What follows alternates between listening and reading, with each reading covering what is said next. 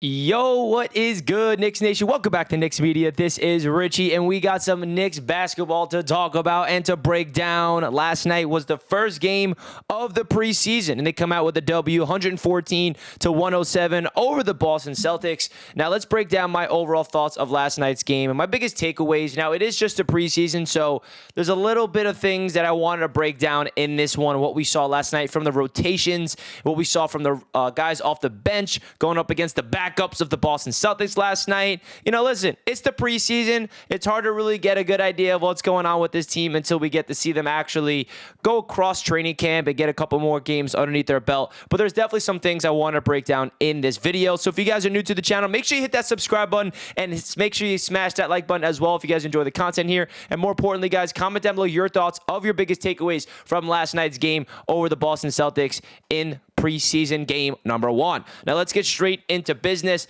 The first thing I want to talk about, guys, and this is not going to be a traditional recap video. We're not going to go into everybody's stats and break it down that way because it's just a preseason. I just want to go over some topics. The rotation. You know, Jericho Sims coming off the bench as the backup 4, I think is very interesting. Seeing Jericho Sims on the floor with Mitchell Robinson was interesting to say the least, right? Going into this season, we all had the same question. Okay, you move on from Obi Toppin, and we get Dante DiVincenzo, great. But who's the backup 4? Is RJ Barrett playing the backup 4? Is Josh Hart going to play the backup 4? Are they going to do small ball? Well, no. It looks like Jericho Sims might be the backup 4. I don't know. It's just the preseason and Tibbs is experimenting. I know Tom Thibodeau was raving about Jericho Sims at Media Day, really saying that like he was really impressed in his workout throughout the summer, and they think they have a lot of upside with Jericho Sims this year. And I like Jericho Sims. I think he's an athletic monster, and I think that the Knicks would be smart to get him on the floor. But to see him on the floor together with Mitch, I just feel like there's a lack of spacing, and that's my biggest issue, right? You have Jericho Sims camped out in the corner. No one's worried about Jericho Sims shooting beyond the arc, but that's my biggest first thing I wanted to talk about. I want to get your guys' thoughts. Is Jericho Sims going to be the backup 4 off the bench for these Knicks to back up Julius Randle? We shall find out. But let's get into some of the better players and the better performances of the night. Emmanuel quickly led the way with 21 points, with 8 of 14 from the field, 3 steals. Emmanuel quickly off the bench. I think he's one of the biggest X factors for me in terms of really elevating that bench unit. You know, adding Dante DiVincenzo is a piece where I feel like the backcourt off the bench is going to be really exciting to watch. I know Dante did not have his best Knicks debut, only 2 for 8 from the field. Not too worried about that. He's just getting his rhythm, understanding a new system, a new team, all new teammates, new venue, Madison Square Garden. It's just a preseason. We know Dante is going to bring that lights out scoring when he gets comfortable, for sure.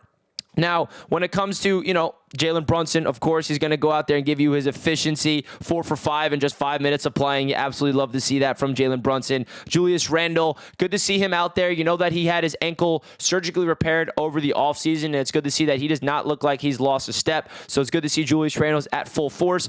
Probably the biggest impressive player in the starting rotation for me was definitely Mitchell Robinson. He had that block at the three-point line, went out there, got the dunk in transition. He finished with 10 points and 7 rebounds off the bench with 3 blocks and 2 steals. RJ Barrett had an off night with 1 for 6 from the field, but did have 12 points. Got to the line a lot. 9 for 9 from the free throw line for RJ Barrett, which you love to see. But overall, man, you're going up against the backups Boston Celtics, right? All the starters for the Celtics were not playing. They played on Sunday. They had a back-to-back, so they're not going to play their starters. So it's basically the Knicks starting lineup against the Boston Celtics backups. But then in the fourth quarter, we saw our rotational players go up against Boston Celtics players that are basically not even going to make the team, basically. And they gave us the run for our money, right? We won the game 114-107. I get that, but listen, it is preseason, and I know the Celtics players are trying to fight for a roster spot. They're trying to fight for their lives in terms of making the team and all that thing. And I would like to see our rotational players play a little better, but outside of that, talk about those rotational players. Deuce McBride, he played with a lot of aggressiveness, which you like to see. You know, he did not hit his shots. He was 3 for 10 from the field, but you like to see him being aggressive. That's the one thing about Deuce McBride. I always really wanted to see him elevate his offensive game and be a little more aggressiveness and not be hesitating. And we got to see the Knicks debut of Jacob Toppin.